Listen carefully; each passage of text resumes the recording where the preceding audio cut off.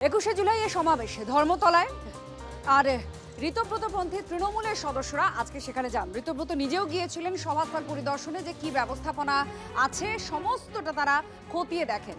একদিকে কালীঘাট পন্থী তৃণমূল, সেই তৃণমূল কোথায় করবে তাদের সভা তা নিয়ে এখনো তাদের সবকিছুই অজানা।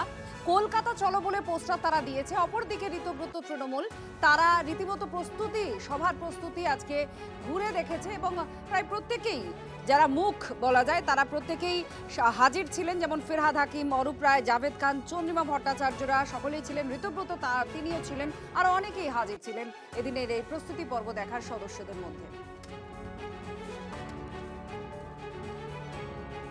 সামনের সপ্তাহে 21শে জুলাই, তার আগে গান্ধী মূর্তির পাদদেশে কোথায় 21 জুলাই কিভাবে করবে তা খতিয়ে দেখতে এসেছেন ঋতব্রত বন্দ্যোপাধ্যায়, ফিরহাদ হাকিম, জাভেদ খান, দেবাশিস কুমার, অরূপ রায় সহ ঋতব্রত বন্দ্যোপাধ্যায় শিবিরের তৃণমূল নেতৃত্ব রয়েছেন। তৃণমূল বিধায়করা রয়েছেন, চন্দ্রিমা ভট্টাচার্য সহ তৃণমূলের যারা ঋতব্রতপন্থী যে তৃণমূল বিধায়করা রয়েছেন তার প্রত্যেকেই মূলত এই 21 জুলাই কোথায় করা হবে না করা হবে সেটা নিয়ে মূলত যখন রাজনৈতিক বিতর্ক চরমে উঠেছে তখন নিজেদেরকে অনেক এক ধাপ এগিয়ে রেখেছে এই ঋতব্রতপন্থী তৃণমূল নেতৃত্ব। এবং দেখা যাচ্ছে তারা 21 জুলাইয়ের আগে বিধায়করা পুরো পরিস্থিতি খতিয়ে দেখছেন এবং কোথায় হবে, মূলত গান্ধী মূর্তির পাদদেশে কোথায় হবে না হবে সেই বিষয়গুলো তারা খতিয়ে দেখছেন। রয়েছেন ঋতব্রত বন্দ্যোপাধ্যায় বিরোধী দলনেতা, রয়েছেন দেবাশিস কুমার কলকাতা পৌরসভার প্রাক্তন মেয়র পরিষদ, রয়েছেন প্রাক্তন মেয়র জাভেদ খান সহ বিশিষ্টরা এবং সেই ছবি দেখা যাচ্ছে। এবং তারা এখানে রয়েছেন শিউলি সাহা সহ প্রত্যেকে এখানে রয়েছেন। তারা এই জায়গাটি অর্থাৎ গান্ধী মূর্তি পাদদেশের অংশটি খতিয়ে দেখছেন। যে সরকার শুধু আপনাদের পাইয়ে দিচ্ছে, কে বিরোধী সেটাও ঠিক করে দিচ্ছে। তাহলে তাকে জিজ্ঞাসা করুন না যে বলছে কে কি বলছে। দেখুন কে কি বলছে, গালি দিক, খিস্তি করুক, যা করুক, গণতন্ত্রের কর্মী হিসেবে আমার দায়িত্ব যে উনি যেন এটা ভালোভাবে বা ওনারা যেন এটা ভালোভাবে করতে পারেন। গালাগালি খিস্তি দিলেও সেটা যারে সেই গণতান্ত্রিক স্পেস তো নিশ্চিত, মুখে তো সেলোটেপ লাগানো নেই বলেই বলতে পারছেন। আরও বলুন, ওনারা ওনাদের কাজ করবেন, আমরা আমাদের কাজ করব। আমরা জায়গা দেখতে এসেছি, ফিতে নিয়ে আসিনি, কারণ আমার ফিতে নিয়ে আসার ক্যালিবার নেই। কারণ ওটা যিনি করেন তিনি করেন, বা যারা করেন তারা করেন। ডেকোরেটরের জন্য ওয়েট করেছি, ডেকোরেটর এসেছেন, তারা দেখেছেন, তারা ডায়াগ্রাম দেবেন। ডায়াগ্রাম পাওয়ার পর আবার আমরা কালেকটিভলি বসে ঠিক করব। রাস্তায় আছি, কিভাবে মঞ্চ হবে ডেকোরেটরের সাথে কথা হচ্ছে, ডেকোরেটর ডায়াগ্রাম দেবে। There are far more works than important works than responding to some idiotic bite. Trinamool নেত্রী মমতা ব্যানার্জিকে কি ডাকবেন? আমরা বারবার বলেছি উনি আমাদের প্রধান চাই, আমরা উনি প্রধান পরামর্শদাতা হিসেবে থাকুন, ওনাকে আমরা আহ্বান জানাবো আসার জন্য। ঋতব্রতপন্থী তৃণমূলকে বিজেপির বি টিম বলে কটাক্ষ করলেন মহুয়া মৈত্র। এখানেই শেষ নয়, 21শে জুলাই কি বলতে হবে সেটাও হয়তো ঠিক করে দেবে সরকার, বলছেন মহুয়া। বাংলায় আমরা দেখলাম এলওপি কে ডিসাইড হবে সেটা মুখ্যমন্ত্রী ঠিক করে দিচ্ছে, সরকার ডিসাইড করে দিচ্ছে কে বিরোধী পক্ষ হবে। এখন সরকার যখন ডিসাইড করেছে যে বিরোধী পক্ষ হবে, যেটা আসলে বিজেপির বি টিম, অত যদি ভালোবাসা তো নিয়ে নাও না সাথে। আমরা কি করি, কাউকে ভালোবাসলে আমরা তো সাথে নিয়ে নিই, আগলে রাখি। এটা কি রকম ভালোবাসা যে আপনারা ভালোবাসলেন কিন্তু বাফার জোন করে রাখলেন? এখন নিশ্চয়ই গদ্দার গ্যাংকে এটাও সরকার লিখে দেবে যে তারা 21শে জুলাই কি বলবে, সেটাও হয়তো লিখে দেবে, কারণ ওদের তো জানা নেই। ঋতব্রত ছিল না যখন 21শে জুলাই হয়েছিল, উনি যেই পার্টিতে বিলং করতেন সেই পার্টি তো ওয়াজ দ্য পার্টি যার যে গুলি চালিয়েছিল। তা এখানে দাঁড়িয়ে আমরা তো, আপনারা তো জানেন, আমরা তো we are waiting for the permission and if not we are moving the court. Let's see what will be decided. নৈতিক আর অনৈতিকের মধ্যে যার কাছে যার বিশ্লেষণ আছে।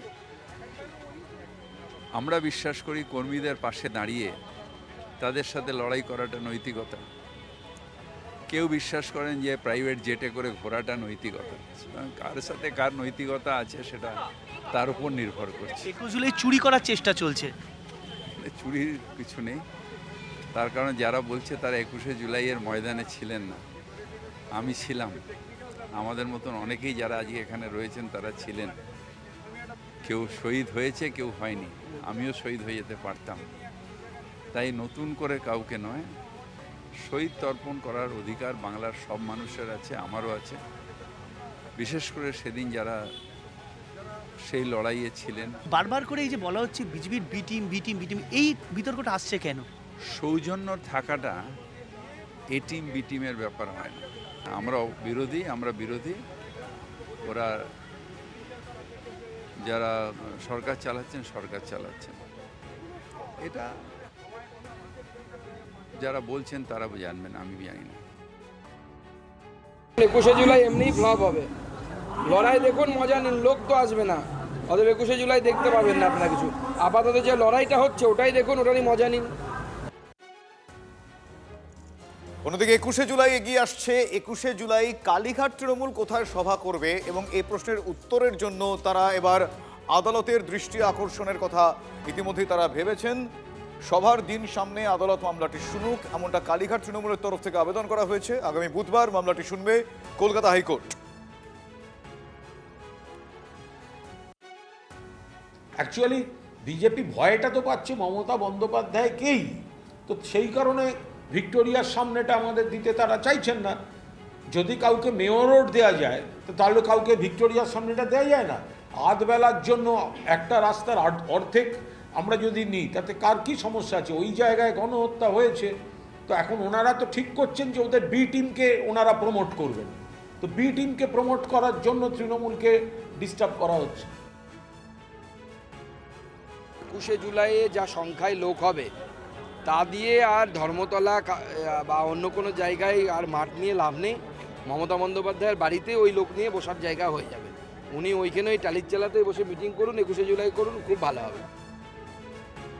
আচ্ছা, সভা কোথায় কে করবে তা নিয়ে এখনো পর্যন্ত যা পরিস্থিতি সেটা আপনাদের সামনে তুলে ধরলাম, কিন্তু আসল তৃণমূলকে সেটার সিদ্ধান্ত এখনো নির্বাচন কমিশন নিতে পারেনি। আর তার জন্য ঋতব্রত শিবিরকে আরও কিছু নথি জমা দিতে বলা হয়েছে। পর্যাপ্ত নথি তারা জমা দেননি, বা যে নথি জমা দিয়েছেন সেটা পর্যাপ্ত নয় বলে নির্বাচন কমিশন জানাচ্ছে, এবং বাকি নথি জমা দিতে আরও 15 দিন সময় চেয়েছে ঋতব্রত শিবির।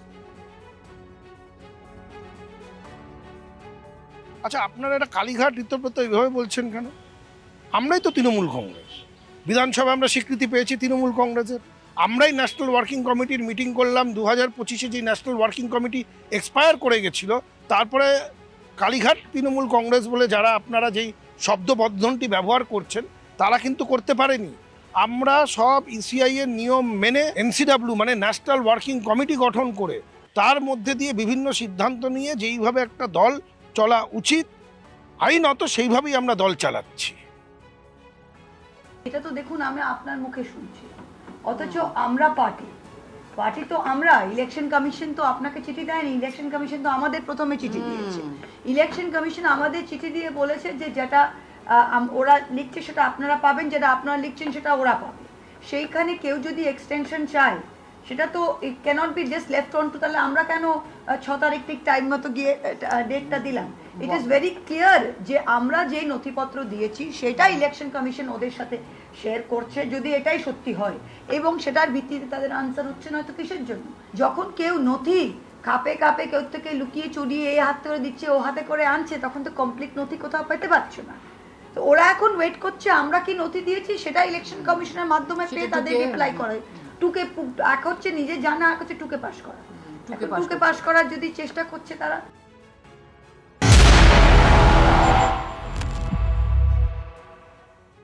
সেবাশ্রয়, সেই সেবাশ্রয়ে বেলাগাম দুর্নীতি হয়েছে এই অভিযোগ তুলে এবার এই গোটা বিষয়টায় সিবিআই তদন্তের দাবি করলেন বিজেপি নেতা অভিজিৎ দাস ববি। তার অভিযোগ, সেবাশ্রয়ের নামে সরকারি অর্থের আত্মসাৎ, সরকারি সরঞ্জামের অপব্যবহার, চিকিৎসার নামে জালিয়াতি হয়েছে, এছাড়াও আর্থিক জালিয়াতি, বেআইনি লেনদেনও হয়েছে। তাই দুর্নীতির তল পেতে সিবিআই তদন্তের দরকার বলে দাবি করেছেন অভিজিৎ দাস ববি। শোনাবো কি বলেছেন তিনি। যেভাবে সরকারি অর্থ আত্মসাৎ করা হয়েছে, সরকারি অ্যাপারেটাসকে ব্যবহার করা হয়েছে, এবং স্বাস্থ্য বিমা জালিয়াতি করা হয়েছে, চিকিৎসা আইন লঙ্ঘন করা হয়েছে, এবং সরকারি সম্পদ অপব্যবহার করেছে, ডিজিটাল নথি জালিয়াতি করা হয়েছে, এছাড়া আর্থিক দুর্নীতি, মানি লন্ডারিং, এবং যে একটা অর্গানাইজ ক্রাইম, এই টোটালটা একটা কি বলবো, একটা এর সঙ্গে যে সরকারি অফিসাররা জড়িত আছে, যারা অপারেশনাল অ্যাসেট ছিল অভিষেক ব্যানার্জির, এই টোটালটা একটা নিরপেক্ষ তদন্ত আশা করে আর কি। এবং সেটা কেন তো সিবিআই বা ইডি, মানে এটার এত ব্যাপকতা যে এটা কেবলমাত্র কয়েকজন পুলিশ অফিসারকে দিয়ে সম্ভব নয়। এই জন্য আমার সরকারের কাছে আমার আবেদন যে এটা পুরো এই সেবাশ্রয় এই তদন্ত ব্যাপারটা সিবিআইকে দিন এবং ইডির উপর দায়িত্ব দিন।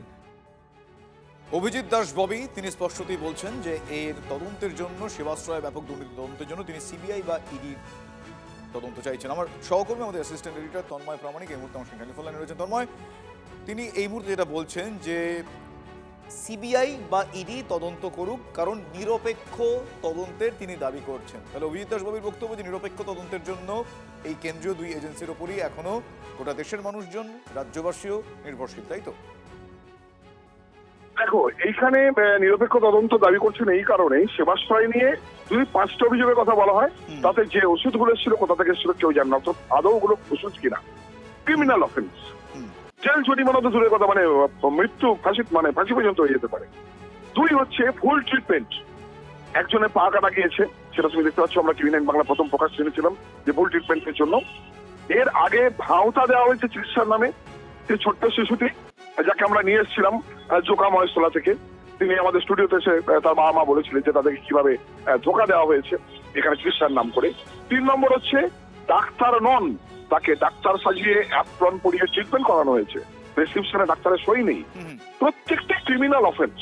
এর বাইরেও তুমি যদি চলে যাও, এই টাকা কথা এই মুহূর্তে আমার সঙ্গে টেলিফোন লাইনে রয়েছেন ঋতব্রতপন্থী তৃণমূল যে শিবির, সেই শিবিরের অন্যতম মুখপাত্র স্নেহাশিস চক্রবর্তী। স্নেহাশিস বাবু, আমি আপনার প্রতিক্রিয়া জানতে চাইবো। অভিজিৎ দাস বাবু তিনি সেবাশ্রয় নিয়ে দিনের পর দিন যেই পরিস্থিতি বা যেই দুর্নীতির অভিযোগ তুলেছেন, তিনি বলছেন যে নিরপেক্ষ তদন্তের জন্য তিনি চাইছেন যে সিবিআই বা ইডি হোক, যাতে নিরপেক্ষ তদন্তে দুধ কা দুধ পানি কা পানি হয়। আপনার প্রতিক্রিয়া? বিষয়টা হচ্ছে যে কোনো বিষয় নিয়ে যদি অভিযোগ ওঠে, আমাদের দেশে আইন কানুন বিচার ব্যবস্থা আছে, তদন্তকারী সংস্থা আছে, তারা তদন্ত করতেই পারে। তদন্ত করে বিচার ব্যবস্থার মাধ্যমে নির্ধারিত হয়ে যাবে যে তাতে কোনো অন্যায় ছিল কি ছিল না। এটা একটা একটা আমাদের দেশে শাসন ব্যবস্থা এরকমই। ফলে তদন্ত করতেই পারে, তদন্ত করে যেটা উঠে আসবে, যদি অন্যায় থাকে তার অন্যায় অনুযায়ী শাস্তি হবে, এটা স্বাভাবিক প্রক্রিয়া।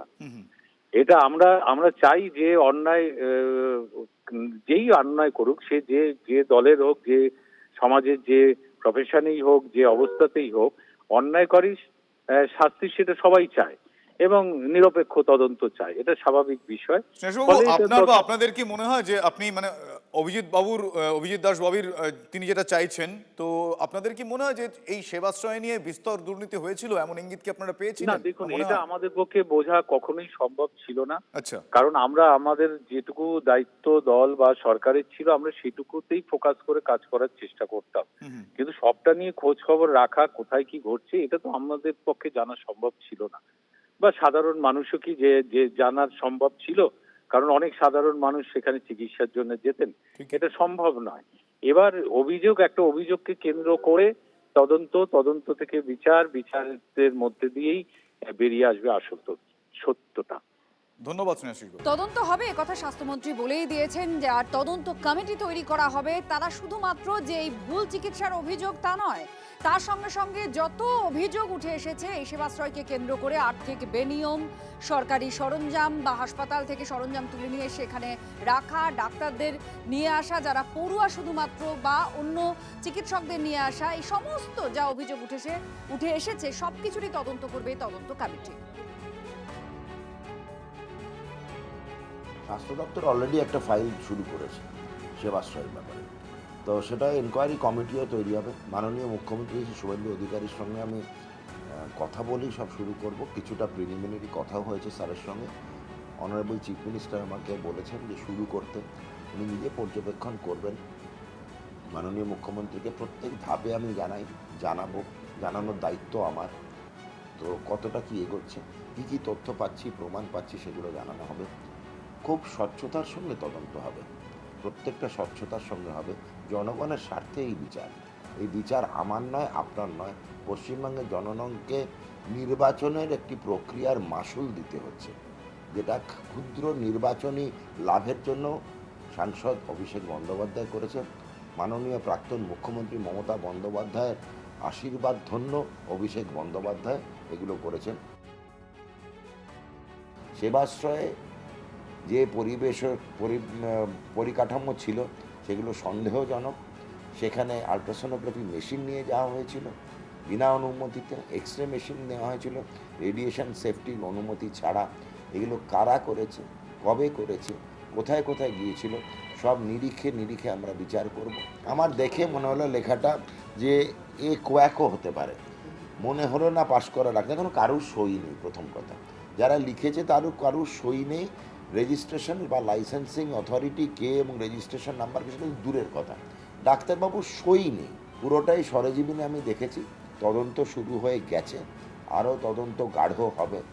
তদন্তের তলানিতে যা যা আমরা তথ্য এবং প্রমাণ পাব, সেই নির্যাসটুকু আমরা আমাদের যে তদন্তকারী সংস্থা সেবাশ্রয় তদন্ত করছে হাতে তুলে দেওয়া হবে, যথাযথ বিচার দেওয়া হবে।